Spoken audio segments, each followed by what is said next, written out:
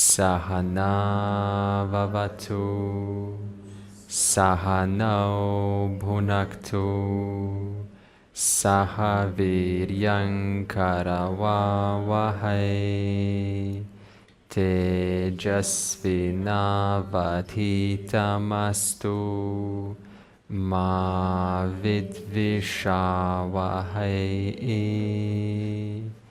Om Shanti Shanti Shanti. Yesterday, Arjuna asked, if you remember, can someone remember what Arjuna asked to Krishna? He asked two questions regarding a choice. It was regarding a choice. What was the choice that he was requesting to know? So what should I worship? Should I just go straight to the final reality, which is what most like to do because they want the shortcut maybe. Who knows why people want it? I guess it's attractive, you know. People want to get away from their pain and all sorts of things. They think that this reality will now be a magical fix. Or should I bring Ishvara into every facet of my life? Should I bring this, this presence, this intelligence, and start to see things in a different way? Should I let my perception become different, right? Through education, obviously through educating yourself, through re-understanding things, through popping those personal bubbles, all of those pratibhasika things that we carry, culture, personal stuff, agitations, unable to focus. Suppose you're sitting down and the mind's just trying to pay attention, but it's just going all over the place. And you're like, hey, mind, I know what's happening, but can you just, sit down and pay attention? So which one do you think is better? Better. Or would you like to counter me on that question? How would you like to counter me on that question? Which one's better? Brahman or Ishvara? No one's better. No. Okay, that's okay. Okay, I also like that. What do you think? It's a ladder like. It's a ladder. Okay, that's a good one. Okay, I like this. Ishvara, you can relate. You keep that mind that's very busy. You give it something. You give it some amazing, not amazing, but you give it a reality. You give it something that it was designed to align with. Until the mind aligns with Ishvara, the mind's going to align with all sorts of ideas. What he said, what she said, what should I do, what should have I done, I regret this, I should have done better, I'm not good enough, I'm not lovable enough, help me out, I don't like myself, nobody likes me, I'm being ignored, I should do this, I'm not doing good enough, I'm not lovable, I'm inadequate. The mind has a job to do, which is to change. If we don't give this mind something productive, it will do its job, because that's what it's designed to do. It does the job of thinking. Unless I give it some guidance to think, not any guidance, because you know what happens when you give the mind anything. You can give it physics, geography, science, medicine. What will it do? Thing after thing, knowledge after knowledge after knowledge after knowledge. You give it one concept. What does it do? One concept, like astronomy. What does it think now? Astronomy. What's the next thing? What pops up in your mind? Philosophy. Oh, look at that. Astronomy, philosophy. Planets. What else associated? Let's just keep going, non-stop. Galaxies, planets. universe. Non-stop. Keep going. Come on, a game. rockets, space shuttle, fuel, solar system, galaxies, 100 billion solar systems. We are one of those 100 billion. How many galaxies? 100 billion galaxies. We are just a little dot in this huge galaxy. What are we doing here? I don't know. Sun, 1 astronomical unit. That is a far distance. We just send, how far is the Voyager out? It's out of the solar system. It is a huge thing to explore. Will we ever find the planets? Are we the only people in this huge galaxy of ours called the Milky Way? What if we find life? What do they look like? How many do they have kids, and how do they come together? What kind of knowledge do they have? What is their version of the Vedas, and will we ever meet them? How can we ever travel faster than speed of light? Will we ever attain that? Can we ever communicate differently? What happened to our past ancestors? Where are they now? What kind of knowledge do they have? What do they know that we don't have right now? What happened to all of the knowledge? Non-stop. This is the mind. Okay, so you stop me, good job, because the mind is brilliant at this. So now, all of these words that I mentioned, what is one unifying factor? I mentioned a lot of keywords, but what is one truth through and through them all that we mentioned in a previous class? Ishvara. Therefore, if I know Ishvara, one intelligence through and through all things, automatically I am at peace. Because it's one intelligence manifesting as all of those things that I just said. So now, if I look at one thing, if I look at another thing, I'm only ever relating to Ishvara. That gives you peace. That gives you something to fall back on. Otherwise, without Ishvara, I have nothing to fall back on. When the times get tough, I fall back on my program, on my old stuff, which is never pleasant. Therefore, my question is, what is your fallback? Because you cannot fall back on awareness. It is formless. I can't relate to awareness. That's a fact, because everything is awareness. That's why you need to give mind something to relate with, without which the mind will find endless reasons to associate. The power of association is non-stop, because that is its job. Therefore, Ishvara becomes your refuge by which you bring into your life, and now you remove that sense of isolation to a sense of connection, because you're not outside Ishvara. No one is outside Ishvara. You are one of the manifestations of Ishvara, and therefore I am never left out. I am within this law, taken care of like everyone else, and I am offered the opportunity every day to make my life brilliant when I align myself to these laws, which are always offered to you as a possibility that you can use through your own free will. And this is the privilege that a human being has, which you have every single day, given to you when you wake up, the free will to be used to bring this order into your life and see the presence of this intelligence all throughout your day-to-day interactions and work and nature and sky and the food. Therefore, your whole life becomes an expression of interacting, of bringing this order, and this is something that one falls back on, and it makes the person sane, it makes them composed, it makes them well thought through, it makes them a generally friendly, down-to-earth person. Nothing to show off, no one to prove, nothing to prove, because I'm just one of the manifestations of Ishvara, and I can live out my life to the best of my ability, doing my little thing in this world, affecting my sphere of influence, no more, no less, sitting down, going wherever I need to be. When that is finished, I come and reconnect with this order. When is this order not given to you? Always available, always true, always present, just waiting to be aligned to. It is all up to us. And the scriptures simply want to show us, hey, you don't have to go through pain and suffer and let your mind go on a tangent on astrology and astronomy and this and that and open an encyclopedia, and you got so much terms and information to learn, which is wonderful. However, don't forget there is one intelligence through and through that all. And that intelligence has been your friend since beginningless time, while everything else came and went. And that everything else that comes and went brings me sometimes joys, sometimes disappointments, but this one presence, your best friend, your only true friend, the one that lifts the veil and removes the ignorance, one final time, and that is it. And you are now one with Ishvara and Brahman. You are now the whole thing. How did this happen? By bringing Ishvara into my life. When is this opportunity not available to us? Never. It is never not available. Always available. Therefore, how to bring Ishvara into our life? Let's read verse 3 to 4.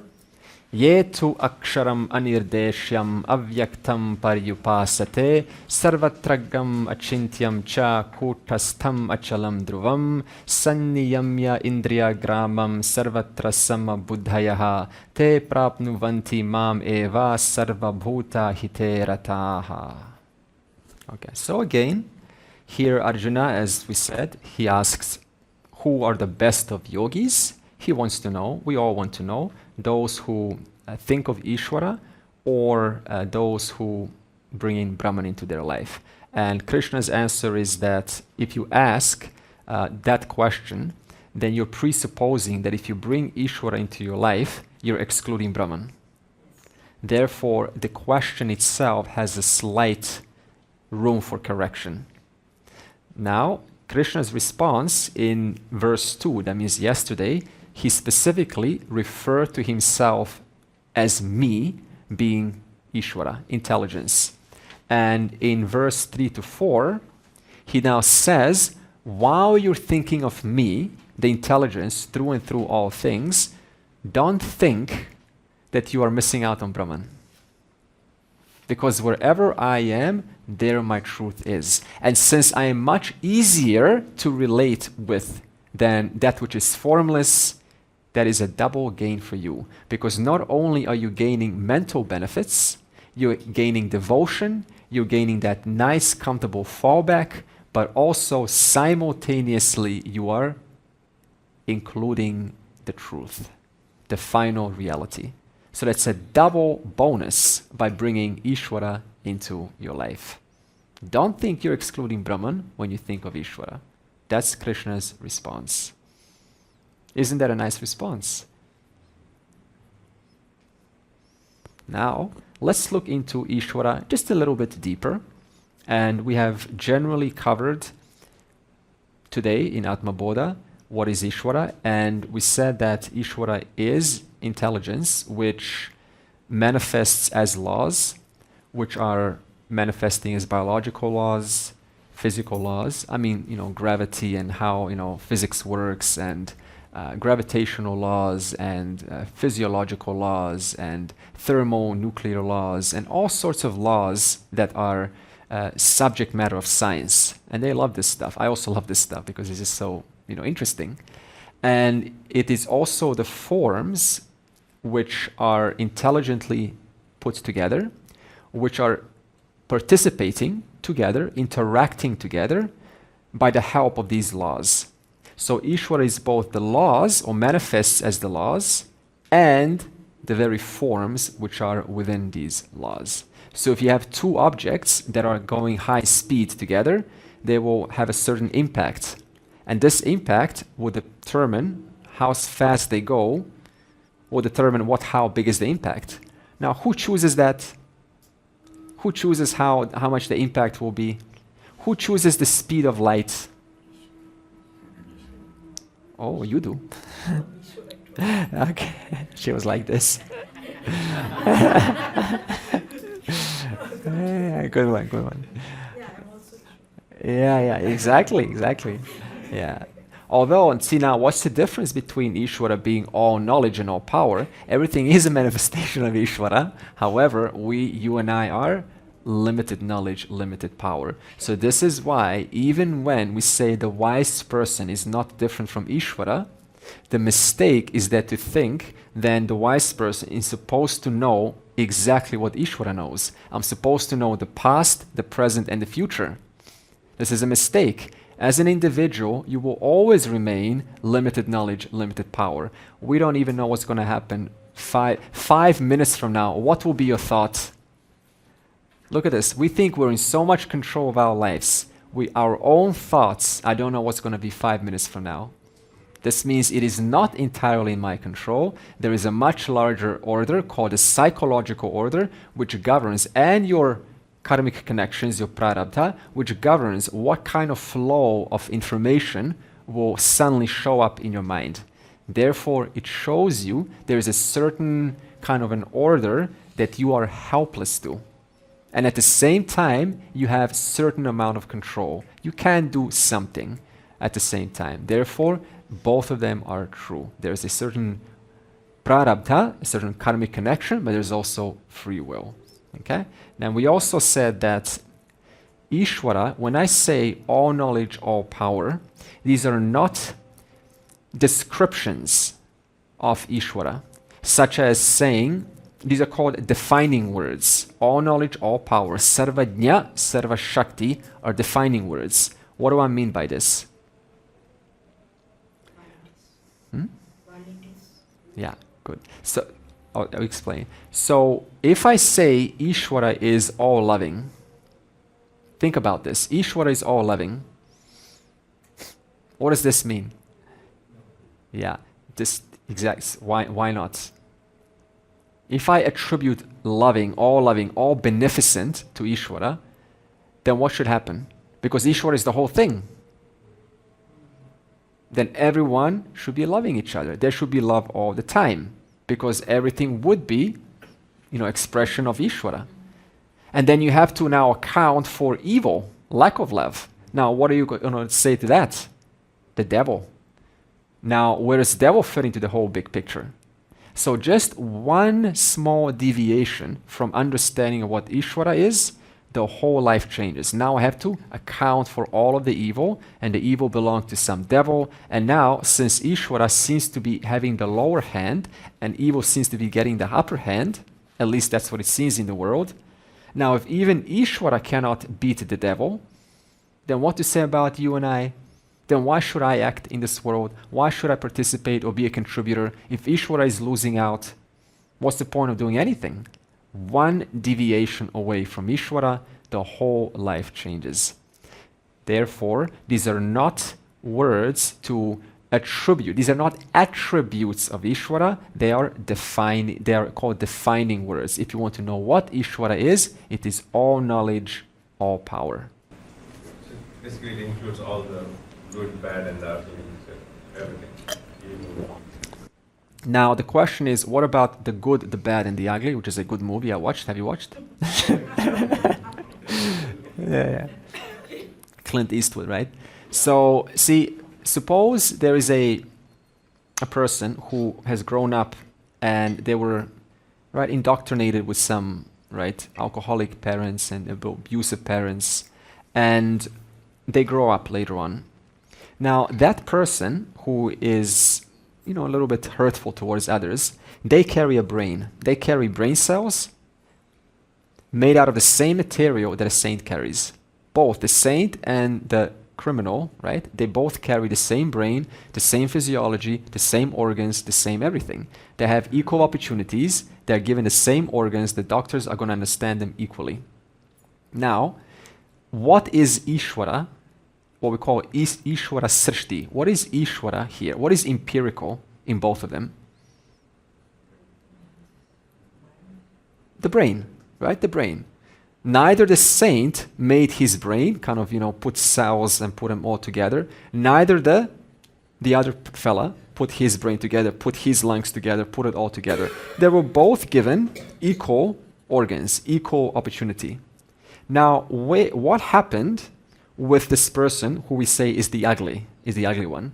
Well, they took their power of free will. I can do something, kartum shakyam, akartum shakyam, anyata kartum shakyam, or do something different. And through my own conditioning, through my own societal indoctrinations, through my own thinking and abuse that's been taken at home once, and now I want to get back to the world. I want to feel a sense of power. And what's the fastest way to feel a sense of power? You start to bully others. You start to do something, to gain an upper hand. instantly I am healing that part which hurts so bad, which I didn't get as a child.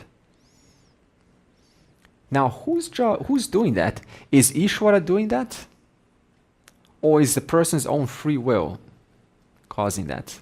Free will. Because that person can equally choose. I know it's hard for them because of the pressure of the past causes, but I can equally choose any moment to say, today I choose not to, right, be so harsh and dismissive of people. I get it, it's so hard because of the backwards pressure, but they are equally given that opportunity. So through the course of time, every day the person sculpts their mind little by little through their own free choices until eventually 30 years later, what kind of a person do we have? A person that we call the bad or the ugly. But then it also depends in the free will on your own wisdom. How much insight do you have and how are you educated? If you don't know better, then you cannot make the right choice because you're blocked in this life as a child. Therefore, free will being conditioned by my societal values, by the parents, by the school, by the society, is also being limited or put through a box because of what I know from my past, what I've been educated, which means that your free will can only be as good as how well you know what is to be done, which is why ethics, which we will cover in further verses, are so important. Otherwise, I have no guidance system for my free will. It just keeps on freeing itself in the name of its own raga dvesha, binding likes and dislikes, atma bodha, verse 1, if you remember. So in that sense, education is highly important, which is why we see in countries which are not privileged to education, what happens? We see a higher crime rate, simply because of free will not having a guidance system to do what it's meant to be done. Okay, good point. Can I ask a question? Yeah. Could you say, so if one aligns with the laws of Ishvara, then somehow the world becomes magnificent or beautiful, and I know it's an objective, all power, all knowledge, but somehow if you align with Ishvara, it becomes like a miracle, a wonder, this disappearance. Aligning yourself to Ishvara and the world becoming a wonder and a miracle, at the same time, I still have to do what is to be done. There are still things to be attended to. At the same time, those things become much easier. Yeah, but that is aligning with Ishvara is, of course, doing what has to be done. That takes aligning, doing what needs to be done, and they take some time, and therefore all of those things that I was once complaining about, now you have something to fall back on, which is what we call karma yoga. In other words, I am giving my actions to the altar of Ishvara called Ishvara Arpana Buddhi, which will be coming up, and this is part of devotion. It too confuses me, and I still wonder why. I guess there are many reasons, if someone would like to contribute. Why is it that the schools, this being prevalent in the society, values and the importance of them, why are they not getting their due place in schools, in our education systems? Because if they were, naturally you would have a lot less, crime and much more emotional management and able to manage oneself in life. This is, a great vision to have, and apparently it's not working out very fast, is it? We have some specialized schools like the Steiner, the Green School in Bali, Steiner School. Is this German? Steiner School? I don't know. Okay, good. I'd like to say something to this from the place where I come. So in our education system, they have introduced from standard 6th to 8th Bhagavad Gita. It's just a brave move. It just started last year only. As people are getting aware about the knowledge more and more, because education system depends on a particular board, a committee of members. But if they are not exposed to that knowledge, how would they know about it? So changes are coming. This is a start, I can say. Yeah, I believe in the future. I believe that. In Udupi also there are schools which have one of the hour as Bhagavad Gita. You see. The Krishna temple manages one school, 2 schools. There they teach Bhagavad Gita. I see. I see. Then, I would counter that by telling, yes, we can be happy. That's a first step. It's a very good step that we learn to chant the Gita. But what I find is important And from where I too come from the Brahmin family, a conservative family, where everybody is chanting. But the moment I step out from where I chant, what am I? Do I ask myself the questions? Because it's quite easy to say I chant for half an hour, 1 hour, and when I come out from there, who am I? Do I know what I'm seeking through chanting? Or is it a way of a deal with God, wherein I tell, look, I give you 1 hour of my time, I chant with the best possible voice, with a lot of devotion, and when I get out from there, don't ask me any more questions. I live my life, I say what I want, without referring to the Gita, because the Gita might be telling one thing, and I come out from there, and then my conscience is clear. I have chanted the Gita, I have done what I have to do, and I think that is one of the major challenges that even in India we face, because all these come from India, and I think more and more foreigners are getting to what is behind the verses, and we are stopping at just chanting the verses. And I think if we don't take the efforts and we push back our laziness to say, it's not enough to chant, but I need to understand, because this is wonderful knowledge. The man has not even signed. Whereas I say, I chant the Gita. So that by telling I chant the Gita, I'm going down the ladder. So it's important that we have teachers like Andre, more and more in our schools. Yeah. We will explain, we say, okay, you chant just one chapter, one verse, but this is what is behind it. And unless that happens, I'm trying to push my ego. I say, I know to chant the Upanishads, I know to chant, but the fact that you say, I know, you're down the ladder, you know nothing. And another challenge to all this is that the question is, why is it that despite these ethics being available, and we inherently know, being born with the sense of, I don't want to hurt you, and I also know that you don't want to hurt me. We all know this. We're not told this from parents, or we don't get taught this. This is a natural, innate program. Now the question is, despite this, why is it that we still regress? Why is it that we still get pushed by our pressures of our likes and dislikes? And there are many reasons. One of them primarily being is that you have this need that you cannot see the cost that it will have on me if I violate what is to be done. In other words, as long as the person doesn't assimilate these values, make them personal, then they will not see why I should follow this. In other words, they will just, as we said, 10 commandments, I shall not steal, I shall not do this, I shall not do that. These are all instructions. They do not stick. Why don't they stick? Because I haven't made them personal.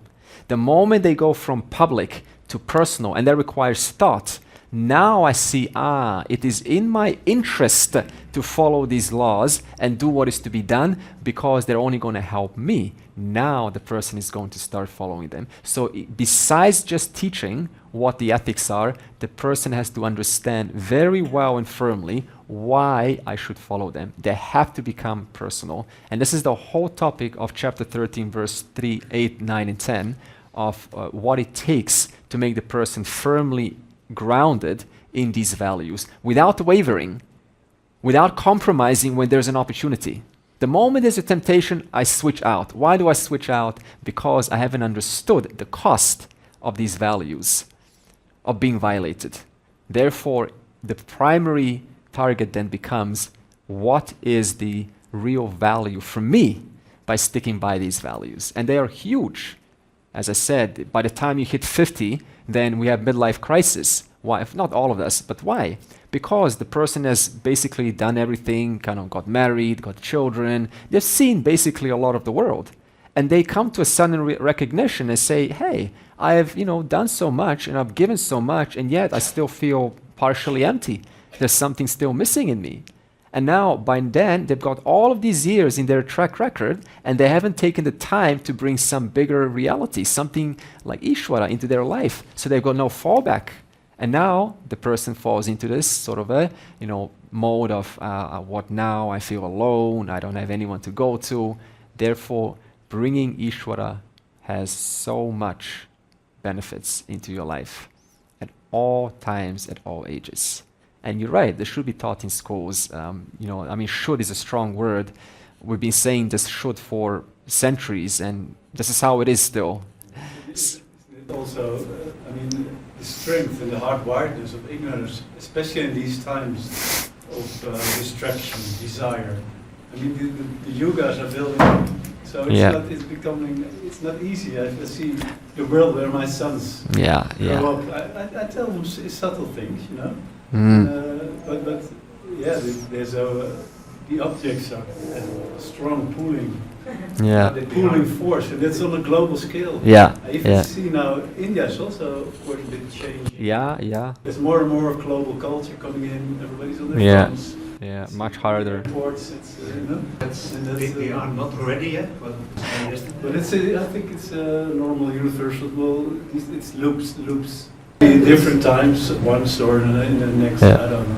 Yeah. I ask myself, isn't it also Ishvara's order that is the situation like it is in the world? I mean, if he would need at the moment now 8 billion Jivan Muktas, then every school would have it. Or also, the nature cure, for example, is also Ishvara's laws. But we don't learn in school how to stay healthy. No one has any idea in the Western world. Yeah, yeah. So you can see where our values are, right? What we give value But to. Ishvara set it up like this, so This is, in fact, this is how the order has, our collective has brought us here. Because we ourselves contributed to this, because we were in the previous lives going, I don't care, I don't have to do anything. Well, we are now in this payback mode, right? In this, how we have to now work our things through. So this is how this karma works. Yeah, but you see, even if you bring all 8 people, if they like 8 billion Jivan Muktas, still you wouldn't have, when they all die, then you got new generations born, and you just have one little minuscule generation. It's nothing in this creation. So this is how this design is. This is the setup. This is the set. And when I say setup, I don't mean Ishvara set us up, but this is how it is. You place people, you place resources, you place the sun, and you give, and you say, here, do whatever you wish. I gave you of dharma, the right values, the right ethics, and I gave you the power of choice. Now go and make your life out of that. And this is what we are being. This is where we all collectively have come since the first man and woman were placed on earth, at least in this cycle of creation. Now, how long has all of this been going? Oh my goodness, lifetimes, cycles of creation. The whole universe resolves, a new one comes. Now, in that new universe, you and I are. Hello. Again. Okay? So this means that Ishvara, all of this is giving us an opportunity to come out of this cycle. And this is the discussion. And therefore, Ishvara also is, as we said, not just laws and forms. Did you have a question? Yeah, did you have a question? Okay. So Ishvara is not only laws and forms, but also we said it is the, we talked about in Atma Bodha, the intelligence, which is capable of rearranging itself little by little, from the smallest to the largest to the largest to the largest to the largest, and it manifests as the quark, it manifests as the atom, as the molecule, as the the minerals, the shell, and then the whole entire ecosystem, and then one fish out of all of that. Now you have another shark, and now you have to connect the fish to the shark. You have to tell the shark, you will eat certain kind of species. So this means the creator has to know, the Ishvara has to know about the fish, and has to know about the shark, has to know about the water, because they will all be connected. That's how the shark knows which species to eat in order to survive. That's how for example, the rain falls, and the sun warms our oceans and evaporates, it falls, and then it gives birth to plants, and then we eat those plants. Animals eat those plants. So this means Ishvara has to take into account exactly how far the sun will be from the earth to make perfect conditions around 20 degrees sustainable for life. It has to constantly keep the earth revolving around the sun without 1 meter coming closer or farther away, for billions of years. causing our planet to endlessly go, not endlessly, but go around without coming closer or farther away. Could you do that to the entire planet who's carrying 8 billion of us? Look at this intelligence. It has to recognize then how will the heat interface with the water, therefore evaporation. What would then happen? How would the water collect as the clouds? Then what time and what conditions will cause the clouds to condense and let the water fall back down? And when it does, what happens? The salty water of the oceans gets purified because animals can't drink salty water. Therefore, Ishvara has to take into account that too. And so when the clean, pure water falls down, then the animal falls into mountains and it forms rivers. And rivers harbor life. And then you have little communities of animals able to surround themselves around that river, drink the water, replicate, and this took place until eventually we got animals and monkeys, and here we are now.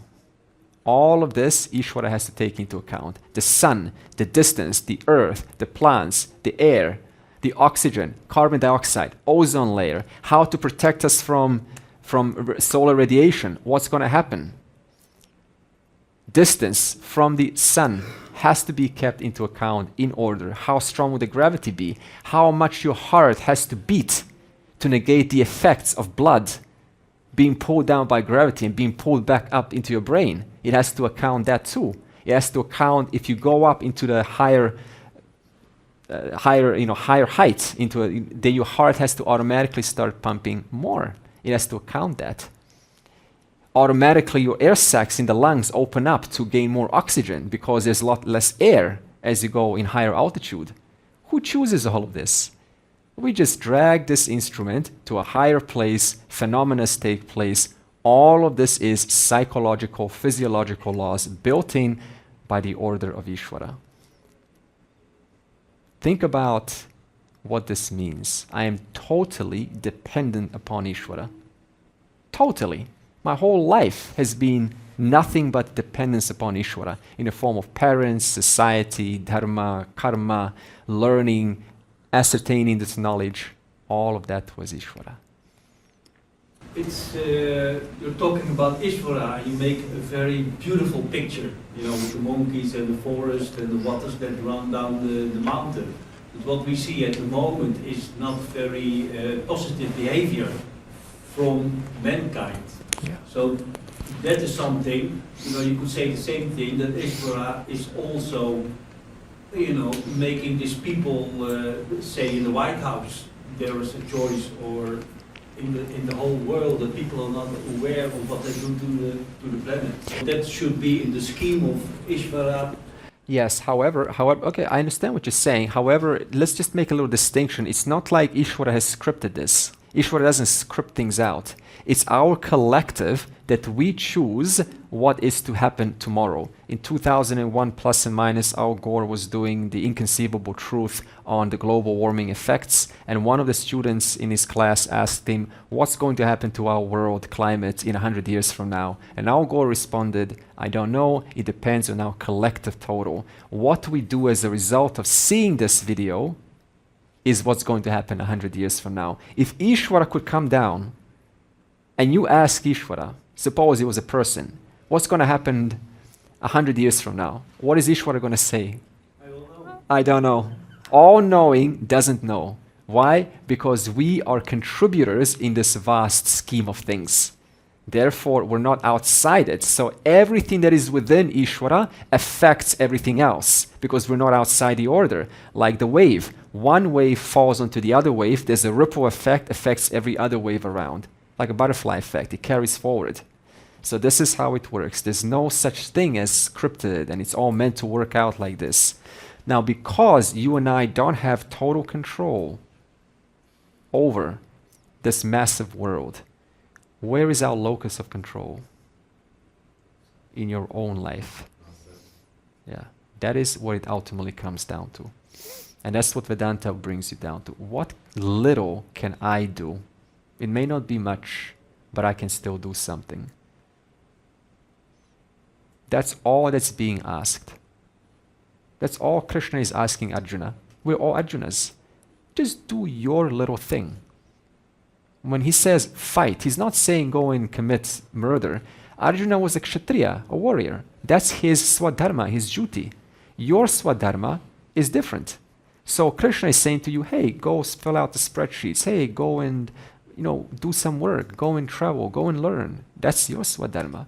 That's what we're asked to do. The world is too big to try to own and control. This was an aspiration of kids, and this is necessary when we have so much drive and energy. But as grown-ups, you come to see, I have to attend my little part, and that is not selfish. It's simply the reality, because we don't play so much of a big part as we would like to think. Tomorrow, one of you are gone, I'm gone, like a leaf from the tree. Nothing ever happened. The world continues. When Michael Jackson died, or Steve Jobs, who were very popular, the world continued like nothing ever happened. So what to say of you and me? Do you know the person who's on your note, on the money? Suppose a rupee or euro or Australian dollar. Who is that person on there? Huh?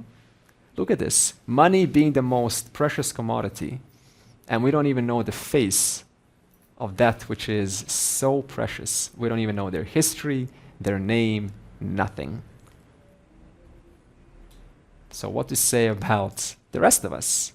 So this puts things in perspective, what role you and I really play. In fact, zoom out a little bit and see Earth. He said, that is us, that little spot right there. All of the wars, all of the things that ever happened on there, that one little spot. And you and I are just in that one little spot, in that vast cosmos, feeling like the center of the universe. So this is putting things into perspective. So now I ask myself, yes, I am a small thing, but then I am still within Ishvara's order. I still play a big, big role. That's the irony. Because I'm one of the wave. Without me, the whole thing is incomplete. Because that's how it is. Therefore, what is my role in this world for the rest of my time? And that much is being asked of us. And that is what brings a contentful life by doing what is to be done. This is what Krishna is asking us. I just want to bring this a little bit together. See, without intelligence, what we tend to do is we tend to look at differences. And there are three kinds of differences in Sanskrit. We call them sajatiya bheda, vijatiya bheda, and swagata bheda. Bheda means difference, so bheda. So now you know. Now sajatiya means differences with the same group, within the same group. So for example, between human species, right? I see difference between faces, between cultures, between different religions and so on. So all of my focus without Ishvara goes on sajatiya bheda. How many mango trees are there? Honeygold, Kent mangoes, honeygold mangoes, right? So within the trees, you can just constantly focus on bird species and learn about trees and learn about different stars and different galaxies. So all of them have differences. Within one group, there are differences. Within the body, there are differences. Then you got vijatiya bheda. You got differences between two groups. Sometimes we like to do this. We like to compare one over the other. We like to compare animals and insects. They're two different kind of groups. Or animals and trees. So all focus goes on vijatiya bheda.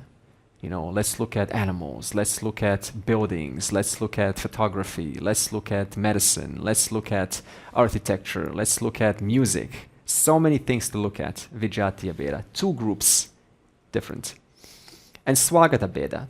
Swagata bheda means within one unit, there are differences. So within your body, there are so many differences.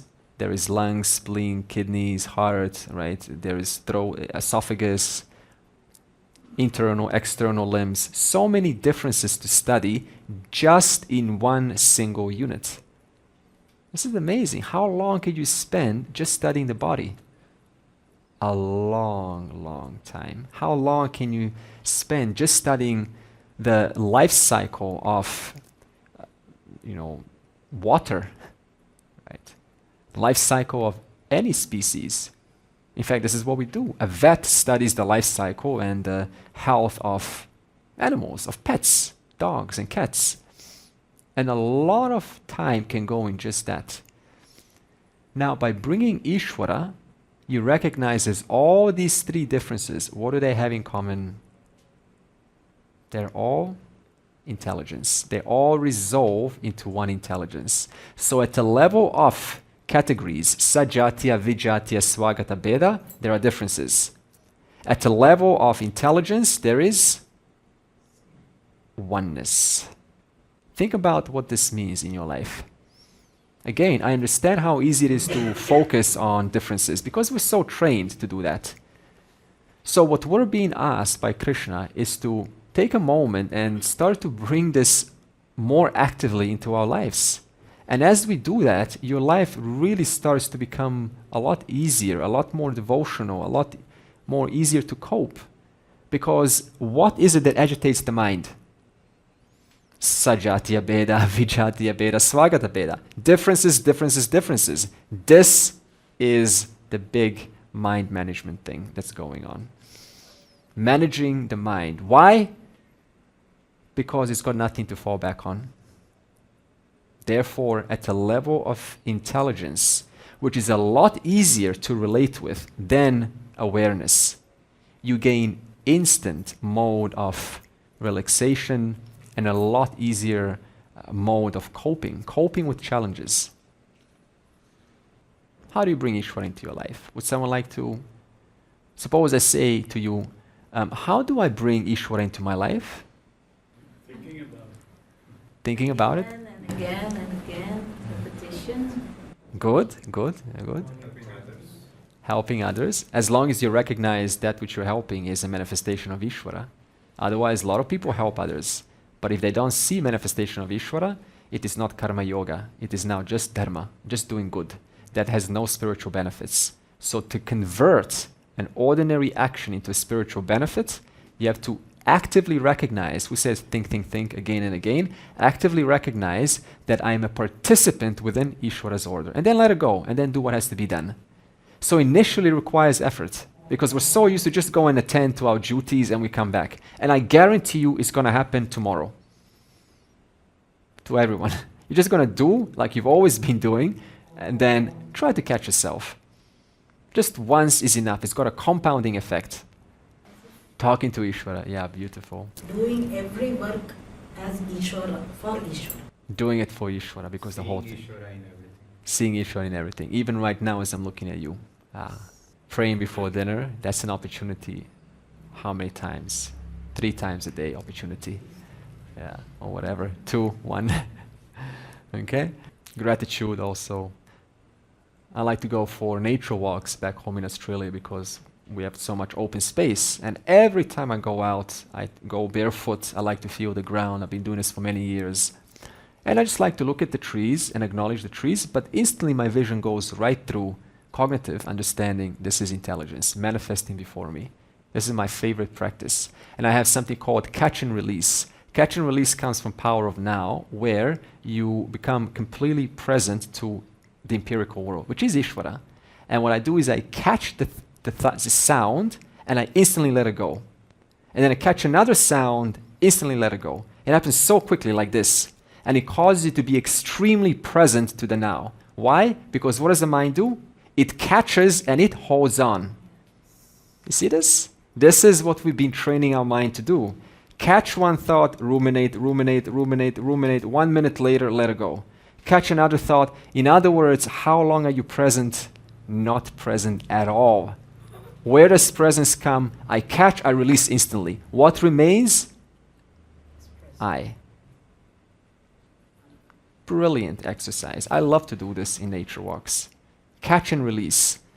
See how long you like to hold on to things. Instantly let it go. And it takes effort, I tell you, so much effort. And then, 5 minutes later, my face is like this. People are like, what's wrong with this person? Really? It's just like, oh, here we go. Happiness is coming. That's because the mind is aligned with Ishvara, the empirical reality. So that's where happiness comes. And then I see couples walking. And you can recognize in that state, look at this, all they're doing is trying to be present.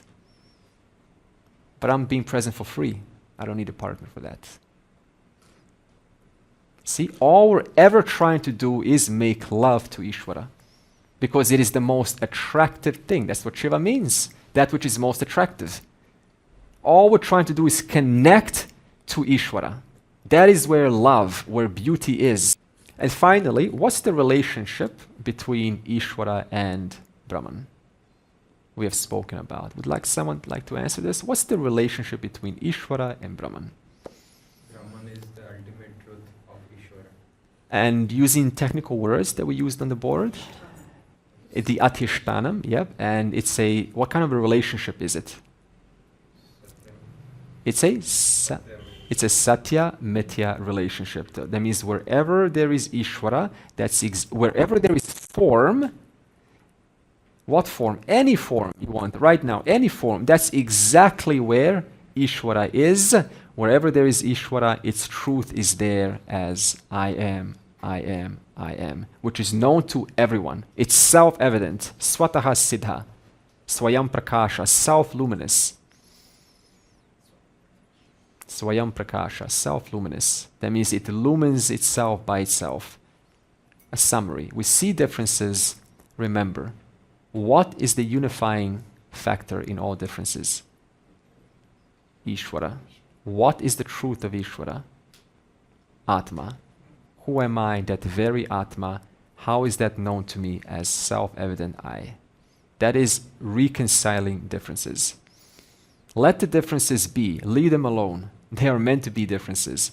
But I never lose track or sight of the reality through this teaching.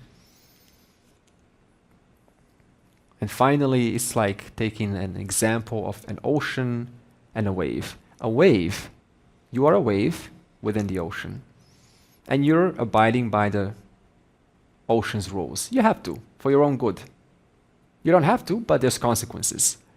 So now, the ocean likes you so much that it says, this dear wave has been following Dharma, has been doing the right thing for so long. I'm going to now let it know its truth. I'm going to let you know that your truth and my truth are one.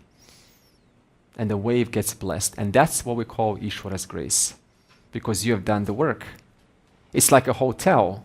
Imagine right now, you have a house, Airbnb. You put it on Airbnb.